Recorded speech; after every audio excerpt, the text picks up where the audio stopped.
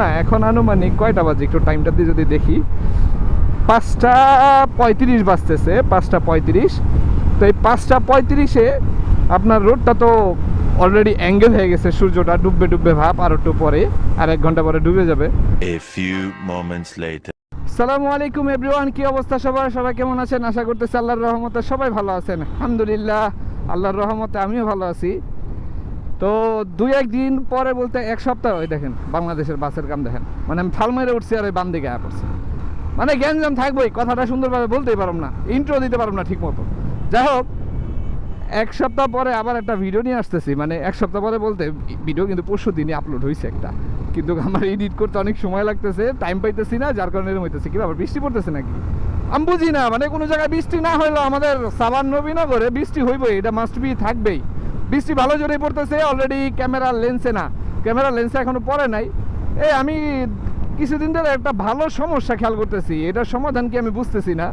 মূলত আমার এই ক্যামেরাটা যখন ওই দেশে ব্যবহার করছি এরকম হয় নাই, কিন্তু বাংলাদেশের ওয়েদারে আসার কারণে কি চেঞ্জ হয়ে গেল নাকি কিছু বুঝতেছি না। এটা হয়েছে যে ক্যামেরার গ্লাসটা মানে কীরকম ব্লার ব্লার হয়ে থাকে একটা, সামনে কিছুক্ষণ বাইক চালানোর পরে আর্দ্রতা, যেরকম একটা বাতাসের আর্দ্রতার কারণে গ্লাসগুলো যেরকম ব্লার হয়ে কুয়াশার মতো জমে যায়, ক্যামেরার ভিতরে ওরকমভাবে জমে আছে, যার কারণে আমি যখন ভিডিও করি পরবর্তীতে দেখতেছি যে ভিডিওগুলো ফ্যাকাশ হয়ে যেতেছে। পরে খেয়াল করে দেখলাম যে আমার ক্যামেরার লেন্সে এই অবস্থাটা হইতেছে। এটা DJI Action 5-এ কারোর কমপ্লেন এরকম আমি পাই নাই, কিন্তু আমারটা হওয়ার কারণ কি আমি বুঝতেছি না। যদি ধারণা করা যেত যে হয়তো বা আমি গ্রামে যে পুকুরে গোসল করছি, পানির ভিতরে চুপাইছি ক্যামেরা, এর জন্য। কিন্তু এটা পুকুরে চুপানোর আগের থেকেই সমস্যাটা, যেদিন থেকে আমি বাংলাদেশে এসে প্রথম ভিডিও শুরু করছি সেদিন থেকে প্রবলেমটা হয়েছে। দিনের বেলা যখন তেমন ঘোলা হইলেও বোঝা যায়, ব্লার হইলেও ক্যামেরাটা ক্লিয়ারনেস থাকে, কিন্তু রাত্রেবেলা ভাই, রাত্রেবেলা কিচ্ছু বোঝা যায় না, এরকম একটা অবস্থায় যাইতেছে দিনকাল। রাত্রেবেলার খুবই ফ্যাকাশ একটা ভিডিও হইতেছে। পরশু দিন যেটা ভিডিও আপলোড করছি, বাসা বাইরে বের হলেই ভালো লাগে না, এরকম একটা বাইরে বের হলেই সমস্যা, এরকম যে একটা ভিডিও পোস্ট করছিলাম। কেন পোস্ট করছিলাম? মূলত ওই ভিডিওতে টপিকটা বাইরে বেরোলেই সমস্যা, এটা না। মূলত টপিকটা হয়েছিল যে মানে আমি বেরোইলেই আমার ফোন আসা শুরু করে যে আমি কই আসি, তাড়াতাড়ি বাসা আসি না কেন, কারণ বাসা থেকে খুবই টেনশন করে। এর জন্য আমি ভিডিওটা ওরকম একটা টাইটেল দিয়ে পোস্ট করছিলাম। এর জন্য অনেকজনে আমাকে অলরেডি মেসেজও দিয়ে ফেলছে যে ভাই, টাইটেলের সাথে আপনার ভিডিওর কোনো মিল নাই কেন। তো আসলে ওনাদের তো এত ভালোভাবে বুঝাইতে পারলাম না। যাই হোক, তো ওই ভিডিওটাতে আমি রাত্রের লাস্ট কিছু অংশ, মানে ভিডিওটা কিন্তু অনেক বড় হয়েছিল, লং হয়েছিল রাত্রেবেলাও, হ্যাঁ রাত্রেবেলা ভিডিওটা খুব বড় করছি আমি। তারপরে আমি লাস্ট কিছু অংশ যে ওইটা আমি কেটে দিচ্ছি, রাত্রের বেলার অংশগুলো। কেন কাটছি? আমি দেখতেছি যে গাবতলি পার হওয়ার পর এমনিতেই অন্ধকার, রোডগুলো খুবই ফ্যাকাশে ফ্যাকাশে অন্ধকার, একবারে কিছু বোঝা যায় না। তাও যদি ভিডিও 30 FPS চলে তাও চলে, তা আমি ওই সময় ওই দিন 4K 60 FPS ভিডিও করতেছিলাম। যাই হোক, তাও বোঝা যেতেছিল ভিডিও ক্লিয়ার আছে, ডার্ক জায়গাগুলো বেশি ডার্ক দেখাইতেছিল, এরকম একটা বিষয়। তো চলতো, এটাতে সমস্যা হইতো না, কিন্তু সমস্যা হয়ে গেছে যেটা, ওইটা দেখলাম যে আমার ভিডিওর ভিতরে ওই যে ক্যামেরাটা যে ব্লার হয়ে গেছে, কুয়াশা কুয়াশা, এটার জন্য রাত্রে কিছু দেখা যেতেছে না। আর অপোজিট থেকে যখন লাইট ফোকাস করতেছে অন্য গাড়িগুলা, এই লাইটগুলোর কারণে আরও বেশি মানে কিচ্ছু বোঝা যাইতেছে না। বললাম এই এরকম ভিডিও আসলে মানুষ বাইকের ভিডিওগুলো দেখে কেন? বাইকের ভিডিও মূলত দেখা যারা, আমি যেটা ভাবি, আমি যখন কারোর রাইডারের ভিডিও দেখতাম, মূলত আমার কিন্তু বাংলাদেশি রাইডার হিসাবে একজন পছন্দের রাইডার আছে, হয়তো বা এটা অনেকজনের কাছে অপছন্দের, অনেকজন বলে দালাল, এই সে, এটা ব্যক্তিগত যার যার পার্সোনালিটি। আমার পছন্দের একজন রাইডার আছে যেটা MSI ব্লগ, তারা সবসময় ভিডিও করে। তার ভিডিওটা আমি দেখি 2018 সাল বা 17 সাল থেকে, হ্যাঁ করোনার আগে থেকে বোধহয় ভিডিওটা দেখি, না করোনার পর থেকে আমার মনে নাই। যাই হোক, আগে থেকেই দেখতাম এরকম বিষয়। এই দেখেন কিছুক্ষণ আগে এই জায়গায় বৃষ্টি হয়ে গেছে, মানে আমিও গেলাম, বৃষ্টিটা ওই জায়গাতে শেষ হয়েছে। যাই হোক, বৃষ্টির কথাটা কালকে বলি, কালকে একটা মজার টপিক আছে বৃষ্টি নিয়ে, ওইটা বলতেছি। তো ওনার ব্লগগুলোতে যেটা খেয়াল করি যে ওনার ভিডিওর যে ক্লিয়ারনেসটা থাকে, মানে ক্লিয়ারটা, তারপর কথার যেই ক্লিয়ারগুলা, এটা মূলত ভালো লাগে। কীভাবে ভালো লাগে আমি বলি, যখন আমি বাইক চালাই উনি এরকমভাবে ভিডিওটা করে মনে হইতেছে আমি নিজে বাইকটা চালাইতেছি, এরকম কোনো কিছু। আচ্ছা, বৃষ্টি দেখ বোধহয় আমার সামনের দিকে যাইতেছে, এই যে দেখেন এই জায়গায় বৃষ্টির জন্য মানুষ দাঁড়ায় ছিল, ভিজাও চুপচুপা হয়ে গেছে, নাকি আছাড় খেয়ে পড়ছে কে জানে। প্যান দেখতেছে একজন, আরেকজনের প্যান চেক করতেছে। তো আমি বুঝতে পারতেছিলাম না, যেটা বলতেছিলাম, তো ওনার ভিডিওগুলোতে মূলত আমি এরকম একটা ফিল পাই, আমি একটু বোধহয় লেট করলে ভালো হইতো, সামনে বৃষ্টি হইতেছে। ঠিক আছে, সামনে বৃষ্টি ওইদিকে যাইতেছে, আমি আসলে বৃষ্টির পিছনে আছি। হয় ট্রেনে যাব আর না হয় লেট করে যাব, যে কোনো একটা ট্রেনে যাই। যদি ক্যামেরার ভিতরে বৃষ্টিটা পড়েও থাকে সমস্যা নাই, আমি মুছে ফেলতেছি সামনে যে। তো ওনার ভিডিওটাতে এরকম একটা ফিল পাই যে মনে হইতেছে বাইকটা আমিই চালাইতেছি, আমিই রাইড করতেছি। ভিডিওগুলো এরকমভাবে দেখলে হয়। ও মাই গড, বৃষ্টি তো এই জায়গায় আরও বাড়ছে। মানে কি বলবো, আমি তো ভাবছিলাম যে আমি বৃষ্টির পিছনে আছি। বৃষ্টির পিছনে ঠিকই আছি, কিন্তু সামনের দিকে বৃষ্টিটা যাইতেছে। ক্যামেরা বোধহয় অলরেডি বৃষ্টিতে ভিজে গেছে, জানি না কি হইতেছে। চলতেছে তো চলতেছে, এখনও ওরকম কিছু পাওয়া যায় না। মূলত বৃষ্টিতে ক্যামেরাতে ভালো পানি যাইতেছে। এখন আমার ক্যামেরাটা বর্তমানে ওয়াটারপ্রুফ নাই, কারণ আমি সাইড দিয়ে যেই ডিজিআই মাইকটা লাগানোর জন্য যেটা থাকে ডঙ্গল, এটা লাগানো হয়েছে। এই যে এটা লাগানো হয়েছে, এটা থাকলে ওয়াটারপ্রুফ সিস্টেম থাকবে না। ভুল হয়েছে, যদি মাইক মিনিটা নিয়ে আসতাম তাহলে ফিটিং করে ফেলতাম ইসের ভিতরে। ভালোই বৃষ্টি হইতেছে টুকটাক, মনে হয় বৃষ্টিতে গেছে, আরও সামনে জোরে হইতেছে। এই জায়গা দিয়ে গেছে মাত্র। আমার মতে একটু ব্রেক করলে ভালো হইতো, নাকি ক্যামেরাটার প্রবলেম হইবে আমি বুঝতেছি না। আচ্ছা, ক্যামেরাটা ব্যাগে বইরা ফেলি, দরকার হলে সামনে যাবার ভিডিও করবো না। ভিডিও করার অনেক জায়গা আছে, আর কথা বলারও শেষ নাই। এই জায়গায় ক্যামেরাটা ভিতরে ভরে ফেলি। এই যে সবাই জায়গায় আশ্রয় নিয়েছিল বৃষ্টির ভিতরে, ক্যামেরাটা ভরে ফেলি আগে, তারপরে কথা বলি। কেননা ক্যামেরাটা চলে গেলে আমি বিপদে পড়ে যাবো একটা। বাংলাদেশে যে দাম ক্যামেরার,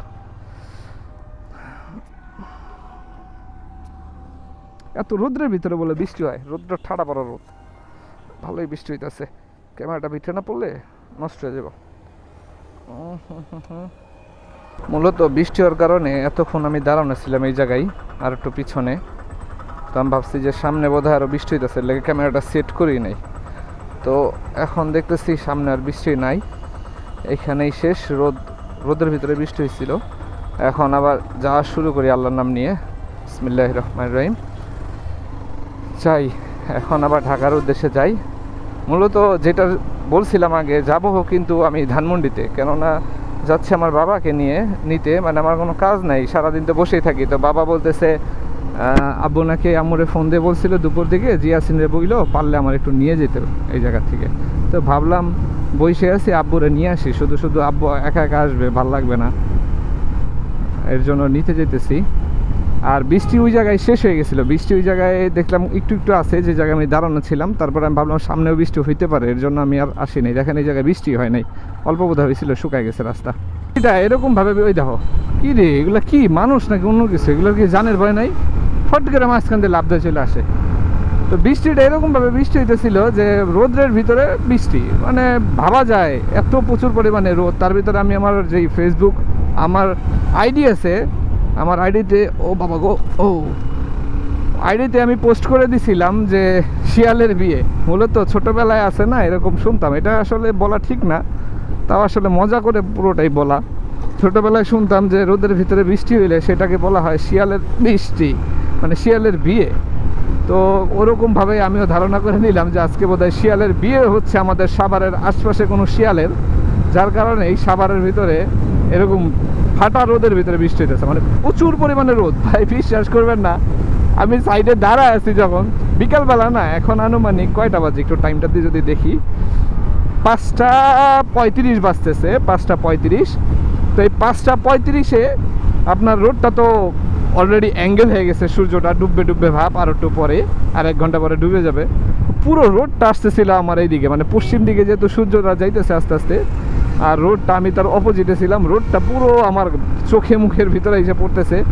আমি ফোন দেখতেছিলাম, ফোনের দিক তাকাইতে পারতেছিলাম না, এরকম একটা অবস্থা হইতেছিল।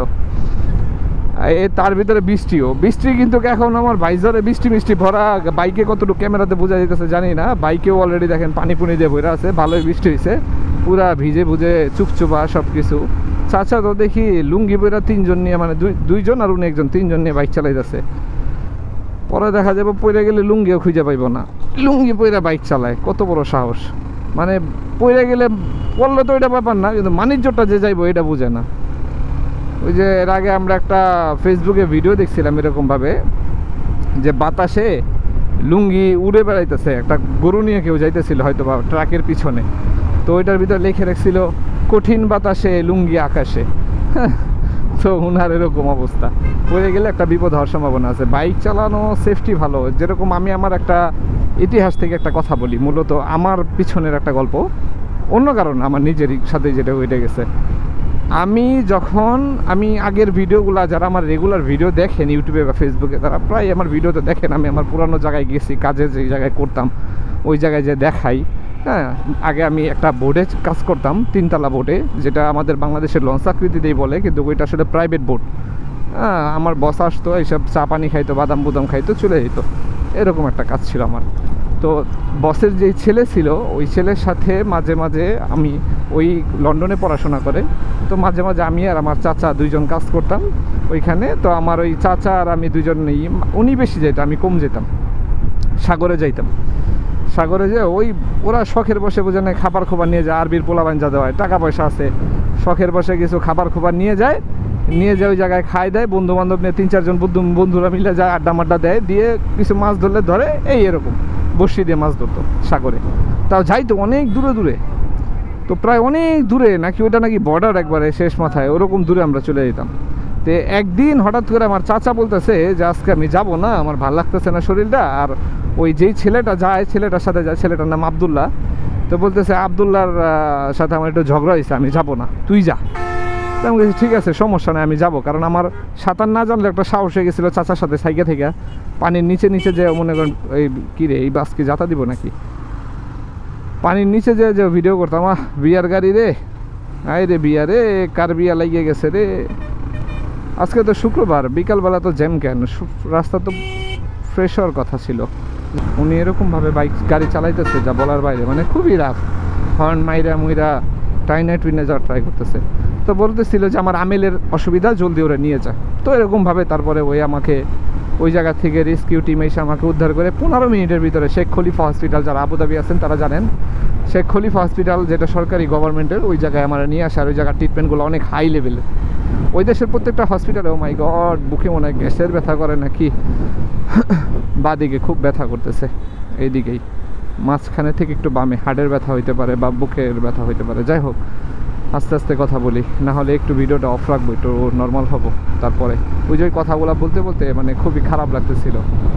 এরকম বিপদ থেকে আল্লাহ আমাকে রক্ষা করে আনছে, এটার জন্য আল্লাহর শুকরিয়া আদায় করার দরকার, হাজার হাজার শুকরিয়া আদায়। এরকম রহমত, এরকম বরকতের ভিতরে আসি, তাও শুকরিয়া আদায় নাই আমাদের। তো পরে ওই জায়গা থেকে আমাকে নিয়ে যায় 15 মিনিটের ভিতরে শেখ খলিফা হসপিটাল নিয়ে যায়। মারিস না, বুঝাই দে, কিসের জন্য ঝগড়াঝাটি করবি রাস্তাঘাটে। ওরা মনে হয় ডাক দিয়ে বিচার দিছে, এই বাসের লগে মনে হয় ধাক্কা ধাক্কি হয়েছে। বাংলাদেশে তো সবাই মুদির, এই দেশে সবাই মুদির, ঠিক আছে। মিসকিন হইলো আমরা ভাই, মানে মানিজ্যতের ভয়ে কারো কিছু বলতে পারি না, এরাই হলো মিসকিন। আর যারা এই যে চিল্লা চিল্লি, হাল্লা হাল্লি, ঝগড়া মারামারি এইসব করে বেড়ায়, তারা মিসকিন না, তারা হলো ভালো মানুষ। আমার ক্যামেরার কি ব্লার হয়ে গেছে অলরেডি জানি না, দিনের বেলা ব্লার হইলে অনেকটা বোঝা যায়, ক্লিয়ারনেসটা থাকে। তো যাই হোক, ওই পর্যন্ত থেকে ওই জায়গা থেকে তারপর হসপিটালে নিয়ে যায়। এই কোন কথায় যেন সাঁতারের কথায় ওই কথা ভুলে ফেলাইছি, কথাও ভুলে গেছি। রাস্তায় চলতে চলতে আপনাদের সাথে অনেক গল্প শেয়ার করি, ভালো লাগে। এই দেখেন আমার মধ্যে সেম একটা বাইক সামনে, ভালো লাগতেছে না বাইকটা? সেই না, মূলত ভালো বাইকগুলো ভাই, বিশ্বাস করবেন না, যথেষ্ট পরিমাণে ভালো। আপনারা যারা বাইকের রিভিউ চাইছেন, ইনশাআল্লাহ খুব শীঘ্রই আমি বাইকের রিভিউ নিয়ে আসবো। মূলত কিছুদিন যাবত একটু ব্যস্ত আছি, প্লাস মানসিকভাবে একটু প্রবলেম আছি। মানসিকভাবে কীভাবে প্রবলেম আছি, কিছু প্ল্যান আছে, ওই প্ল্যানগুলো সাকসেসে উঠতে পারতেছি না। যেরকম আমার বাড়ির কিছু কাজের ব্যাপারে আছে, তারপরে আমার ছোট ভাইকে নিয়ে প্ল্যানে আছে, তো ওইগুলো নিয়ে একটু মানে কথাবার্তা আমার চলতেছে। এর জন্য আমি ওরকমভাবে ভিডিও নিয়ে আসতে পারতেছি না। ইনশাল্লাহ খুব শীঘ্রই আপনাদের জন্য আমি বাইকের ফুল রিভিউ নিয়ে আসবো। তার ভিতরে বাইকের একটা ঘটনা ঘটে গেছে, ওই যে আমার ভাই ফালাই দিছে, দাগ দুগ পড়ছে, ওইটা কোনো ব্যাপার না, ওইটা সহই আপনাদের কাছে নিয়ে আসবো। ছোটো মানুষ তো বাইক চালাইতে শিখতে গেছে, ফালাই দিছে, এটা কোনো ব্যাপার না, বাইক পড়বে, এটাই স্বাভাবিক ব্যাপার। ওই শিখা দেয় কথা, ওই শিখুক, ছোট ভাই ওই শিখুক, না ব্যাপার না, এটা আমার দেশ, আমার দেশ সবচেয়ে সেরা, সবচেয়ে সুন্দর, শুধু মানুষগুলা কাছড়া, ইসবলাতে ফালাই দেওয়ার দরকার এগুলারে। কারণ এরা হলো চোরের জন্য, মিথ্যার জন্য সেরা, মিথ্যাবাদী। ওই যে হুজুর সাল্লাল্লাহু আলাইহি ওয়াসাল্লাম, একটা হাদিস আছে হুজুর সাল্লাল্লাহু আলাইহি ওয়াসাল্লাম যে মিথ্যাবাদী তার উম্মত না, হ্যাঁ, এরকম একটা হাদিস আছে। যাই, পুলিশ আমার সামনে যায় দাঁড়ায়, ওনাদের জন্য আমার অনেক খারাপ লাগে সবসময়, ট্রাফিক পুলিশগুলোর জন্য। মানুষ কেন ওনাদের বকাবকি করে?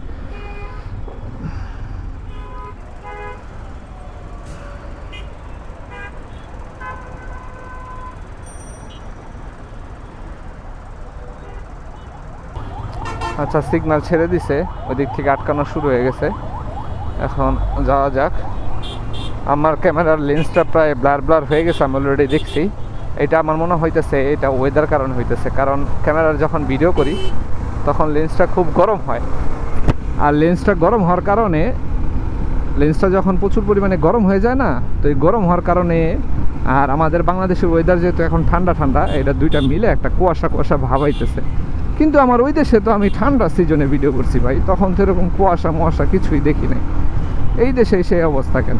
আসলে ওই মনে হয় আমার ক্যামেরাটা আমার মতো শ্যুট করে উঠতে পারতেছে না। এই দেখেন না আমার কী হয়েছে, হাত পাও কালা হয়ে, তারপরে এই যে ছোটো ছোটো এরকম গোটার মতো উঠে, মনে হয় কিছুতে কামড় দিছে, পরে চুলকে আমি ফুটা করে ফেলাই, আর ব্লিডিং হয় ওই জায়গা থেকে।